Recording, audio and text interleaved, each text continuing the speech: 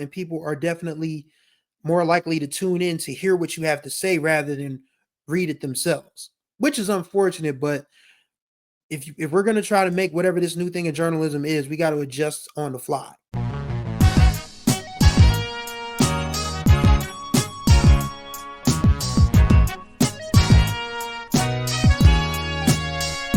What's going on, everybody? Welcome to a brand new edition of the Chris 2 Cents podcast with your boy, Chris Stevens, a writer who's going to talk about his 2 cents with common sense. Hopefully you all are doing well out there, ready to attack this new week. It's the first Monday of August, and summer's just about coming to an end, man. Hopefully you guys enjoyed your summer.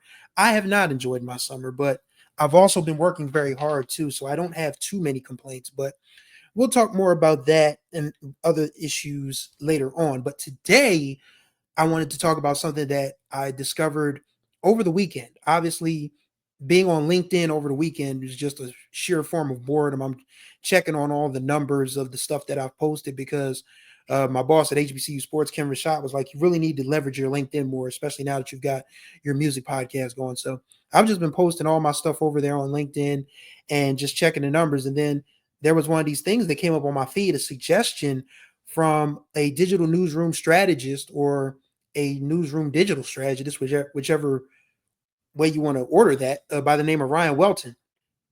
And I think about the state of journalism a lot, especially now that we are firmly in an authoritarian, fascist, dictatorship situation here in the United States. How are people going to get the news, and how are they going to get the news that they trust and that they can comprehend? The internet, man, it's been the future. It's been the wave. It's not going anywhere. It hasn't gone anywhere. So I found Mr. Ryan Welton's post to be very interesting, and I'm going to share this post and go through it line by line with my thoughts on each item that he has ticketed off. So first off, being a great journalist isn't enough anymore. One, if you're a journalist, you're a creator. That doesn't mean you're chasing clout. It means you're thinking multi-platform. Your work is the story, but it's also the headline, the vertical video, the podcast clip, the newsletter blurb, the TikTok live. This isn't extra. It's all part of the job now. Can't argue with that. Can't argue with that. People like to listen and watch a lot more than they read these days. And that's very disappointing, to be honest with you, because I grew up reading newspapers. I grew up reading Sports Illustrated, Sport Magazine, Slam, all of these great print things that you put in your hand. You went through the pages and you read the words. And I think there's something to that, that this country wants people dumber because if you can't read nothing, you don't know what's going on. And my American Lit professor, Delaware State University, Dr. Edward Jackson, used to say it all the time. The downfall of society will come because people refuse to read. And Dr. Jackson wasn't lying, man. Not at all. Because when you realize that people can't read, won't read, don't want to read, don't feel like they're missing out on reading, big yikes. Big yikes. But yeah, people like to listen to things now. They like to watch stuff like this podcast. And I'm not complaining because I've built a nice little audience so far, and I feel like I can still build more of an audience. But I don't think Ryan's wrong in that regard. Second statement, distribution is wide open. Local news just won't live on TV and your website. It will surface on Netflix, Amazon, Roku, YouTube, Spotify, TikTok, and no joke, eventually maybe even your shopping app. The demand for trustworthy content isn't dying. It's just going off road. Can't argue with that either. I mean, when you look at what we do at HBCU Sports, we have live shows 3-4 days a week. I have my Miak and More podcast. My colleague Jared Hoffman has his Better Than Less Than, where he covers Division II and NAIA HBCUs. Ken Rashad and Kendrick Marshall have the SWAC page, which covers the Southwestern Athletic Conference. Then every other week, we do a show called The Roundtable, where all of us get together and discuss all of our beats. So I can't argue with that. It is a multi-platform thing now, and people are definitely more likely to tune in to hear what you have to say rather than read it themselves, which is unfortunate. But if we're going to try to make whatever this new thing in journalism is, we got to adjust on the fly. That's basically what it boils down to. Next point, podcasting is your on-ramp to revenue. If your newsroom doesn't have at least one strong news or public affairs podcast, by now you're behind. Ad dollars are leaking from TV and landing in podcast land, and the flow becomes a flood by 2026. Start building your podcast muscle today. That's one thing I can say about my boss at HBC Sports, Ken Rashad. He was like, we got to start giving you guys individual podcasts, because we had already been doing the roundtable and HBCU Sports Live as a collective for as long as we've been together as a team, since I joined the team back in March of 2023. But late last year, Ken said, we got to get you guys your own shows. Chris, I know you can cover the MEAC. Cool. No problem. So we all have our individual shows, and then we all come together for a show that kind of sort of is a gumbo of everything that we cover. I cover the MEAC. Jared Hoffman covers the CIAA, the SIAC, the HBCU AC, and Ken and Kendrick cover the SWAC. And then we all bring the most important stories from those beats together and put together a huge show. It's pretty cool. So I can't argue with that. I mean, podcasting has been the way. I mean, I've been podcasting since 2011. I've had so many different shows. I've had All Subjects Everything, which was my first podcast. Shouts out to anybody who remembers All Subjects Everything, boy. Those were the days. I restarted On the Groove Line. It was originally The Groove Line, but then I restarted it just recently on YouTube as On the Groove Line, and I have a companion website to go for that.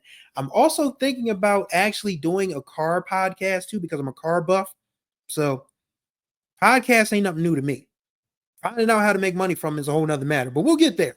I mean, you would probably think after 14 years, maybe it's not meant to happen, but I feel more confident about Chris 2 Cents and the Groove Line than any other podcast that I've done before.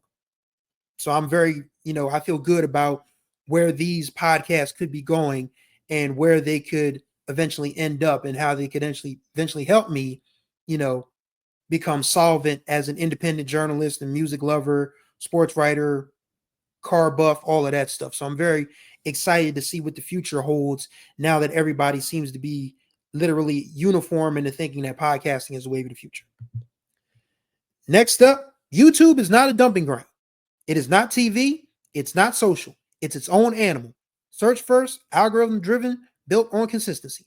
Most newsrooms either overthink it or throw up raw air checks. That middle ground, quality content made for the platform, is where the wins are.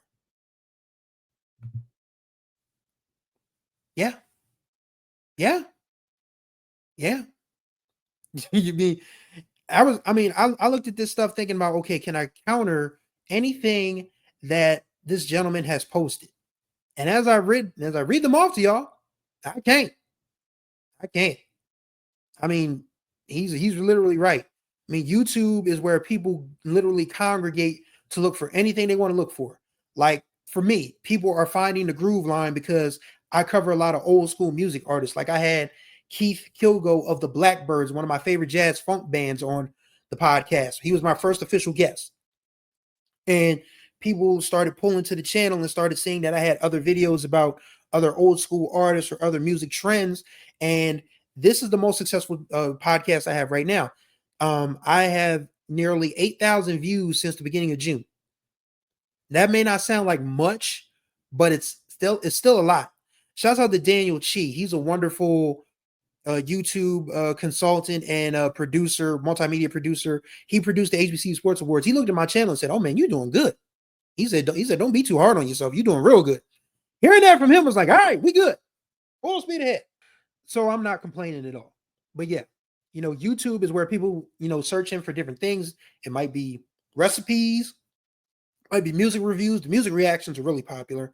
Car stuff,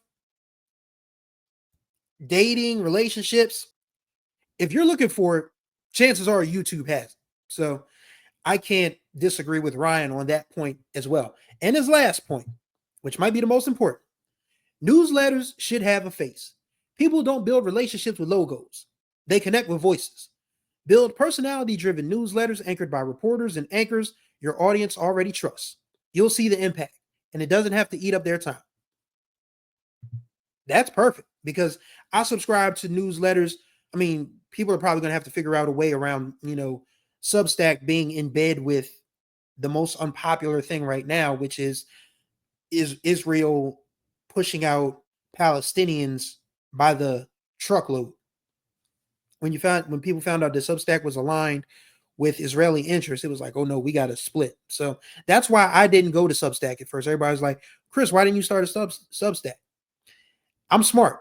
I know where my bread is buttered. And I wasn't about to just, sign up for Substack, right? As Substack is probably going to go under a absolute collapse. Patreon feels like it's a little more convenient for me. And it's just easier for me because I can load podcasts there. Speaking of that, I'll tell you about that in a minute. I can load different works of creative writing and novel writing that I'm working on. I can post that without guilt. And if people want to engage and pay for it, they are more than welcome to. So nothing Ryan Welton said in his LinkedIn post is wrong. Everything is true. You got to look at podcasts. You got to look at YouTube. You got to treat the entire internet like it's a multi-platform. Everything that you think is available likely is, and more. So for journalists, it's probably going to be a reckoning for us how we want to tell our stories and how we're going to tell our stories. I mean, the tenets of journalism haven't changed. Truth, information, sources, all of that stuff. That's still the important stuff. It's just now that the vehicle to drive people to your stuff or drive your stuff to people has changed. And that's something that if people haven't figured out by now, they will never figure it out. And that's why I'm glad that I work for an organization that has figured that out. And on my own, grind, I figured that out as well. So I can't complain about anything that Ryan Welton said. I just thought it was going to be interesting. I was like, let me do an episode about this because I keep telling people I'm going to get back to business about talking about media and journalism. This was the perfect opportunity to do so. I was already saying, oh, this is not true. This can't happen. This is not enough. Nope. He's right. We got to look at the internet as an ally now. I mean, granted, Mark Zuckerberg and that pivot to video really killed print journalism, but we can still revive it in different forms. It's just a matter of everybody thinking smarter, thinking together, thinking for the collective and creative and greater good, to make sure that everything that we know about journalism as journalists is conveyed to the listener, to the reader, and they can comprehend and understand and become smarter citizens and more empathetic human beings as well. I mean, because human interest stories still matter. I mean, the news is always going to be important, but people need to identify with people, certain stories. And that's why journalism, we can't let it die, man. I mean, it's on life support. I mean, people might argue it's dead, but whatever the new thing that replaces it is, we got to be in on the ground floor of it. And no time like the present. That's my 2 cents for this episode. Greatly appreciate y'all. As always, contact information will be in the description below, as is my Patreon. I have a handful of podcasts up right now for $3 a month. You get access to podcasts that are not public knowledge yet. Stuff that I haven't posted on the Groove Line. Stuff that I haven't posted over here. Stuff that I haven't posted on my soon to becoming automotive podcast. Like all of that stuff. You'll get weeks and months of podcast information. You will get creative writing, like novels I'm working on and short stories. You'll get that stuff all for $3 a month. So it literally might cost you 25, 50 cents per piece of content that I'm working on to sign up for a month. A quarter. You won't be disappointed. I mean, they don't have meter machines anymore. You got to sign up online for your parking apps when you park downtown now. So use those quarters and give me a sub on Patreon. Would greatly appreciate it. But that's going to do it for this edition of Chris 2 Cents. Greatly appreciate y'all's time. Y'all have a good week. And until the next time we speak, y'all be good or be good at it.